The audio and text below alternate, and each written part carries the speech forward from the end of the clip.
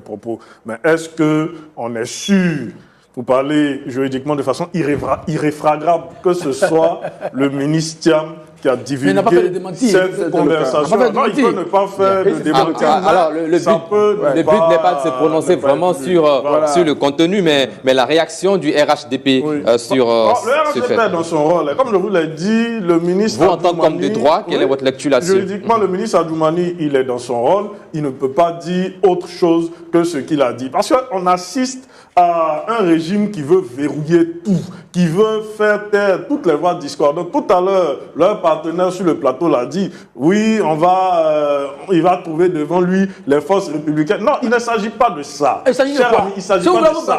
Il s'agit de débat d'idées. Il s'agit d'utiliser toutes les voies légales pour faire entendre les droits que la Constitution donne à tous les citoyens ivoiriens. Quand on parle de bagarre, vous êtes tellement habitués aux boucheries sanguinolentes que vous avez l'impression que quand on parle de bagarre, s'il vous plaît. Merci. C'est les joutes verbales civilisées. Quand on dit la bagarre, c'est tous les moyens légaux pour obtenir un droit. Merci. Alors, Éric Do, réaction là-dessus, sur cet appel téléphonique. Bon, sur ce point, j'avoue que je n'ai pas vu, je l'ai appris en dernier, donc je vais plutôt intervenir sur un point qui a été soulevé, c'est concernant les marches. Le ministre Adoumani l'a dit, mais beaucoup d'autres l'ont dit avant lui, justement, juste après le succès de la marche du 9, où les gens espéraient justement qu'il n'y ait personne.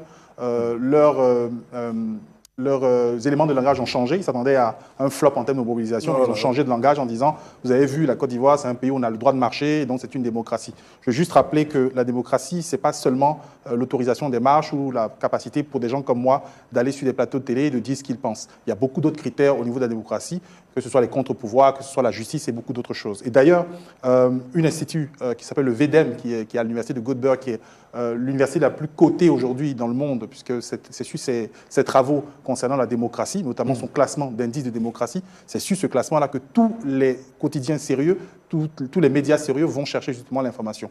Et que dit le VEDEM? Le VEDEM dit que la Côte d'Ivoire fait partie des 70 pays les moins démocratiques du monde. On appartient à la catégorie des autocraties électorales. Et voilà ce que dit cet institut. C'est ce que Guillaume soutient. Je termine si vous permettez. Vous avez vu que je n'interromps jamais personne. Laissez-moi terminer. Donc, c'est un régime dans lequel les citoyens ont le droit de choisir le chef de l'exécutif via des élections multipartites, mais sans bénéficier des conditions qui garantissent des élections libres et équitables. Ça, c'est ce que dit quelqu'un qui est totalement, je dirais, indépendant.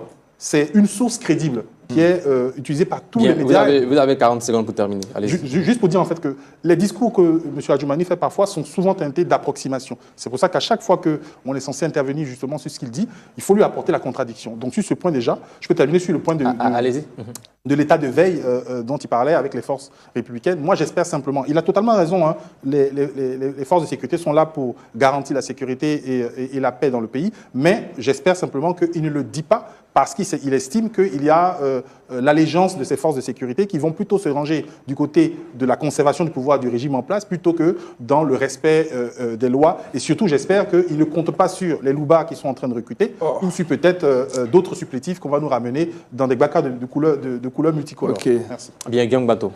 Deux choses. Premièrement, s'il n'y a pas de bagarre, les forces de l'ordre n'interviendront pas. La preuve, au cours de la marche du 9 août, au cours du meeting du 16, comme il n'y a pas eu de bagarre, bon, il n'y a rien eu. C'est la volonté de se bagarrer du président Gbagbo qui pourrait amener les forces de l'ordre à veiller à ce que la sécurité soit assurée. Maintenant, pour revenir à la question du président Thiam, c'est dommage. Moi, j'avais plutôt une bonne image du président Thiam, mais je me rends compte, et je suis d'accord avec le ministre Adoumani, qu'il est coutumier du fait. Et il est venu dire que le président Ouattara lui a dit qu'il ne serait pas candidat. Mais les échanges entre vous et le chef d'État sont censés rester entre vous, puisque c'est au cours d'une audience. Et avec le ministre de la Justice, on voit bien, même si mon jeune frère et ami, camarade Cédric, ne veut pas le reconnaître, il dit qu'il n'est pas sûr, de façon irréfragable. Bon, comme on n'est pas au tribunal pour savoir si c'est irréfragable, mais la vérité, c'est que ces informations sont contenues dans les deux téléphones portables, un du ministre de la Justice et de M. Thiam. Or, le cyberactiviste qui a rendu public cet échange-là est proche, notoirement, pour parler comme les juristes aussi, notoirement proche de M. Thiam. Et ça, c'est vraiment regrettable. Et M. Thiam commence à nous faire peur, parce qu'il y a un entretien privé lui, qui aspire à diriger notre pays, mais il le met sur la place chaque fois qu'il n'est pas content. Malheureusement pour lui, et je crois qu'un confrère l'a rappelé, c'est une violation de correspondance et elle est passible de poursuites judiciaires. C'est regrettable. Je crois qu'il faut qu'on revienne à des fondamentaux. Quand on est un homme d'État ou qu'on aspire à être un homme d'État, il y a ce nombre de choses qu'on regarde. Surtout que les échanges ne sont pas du tout en sa faveur. Parce que il s'agissait de son secret de nationalité pour lequel il a plaidé auprès du chef de l'État pour avoir un passeport. Alors il n'avait pas tous les documents requis.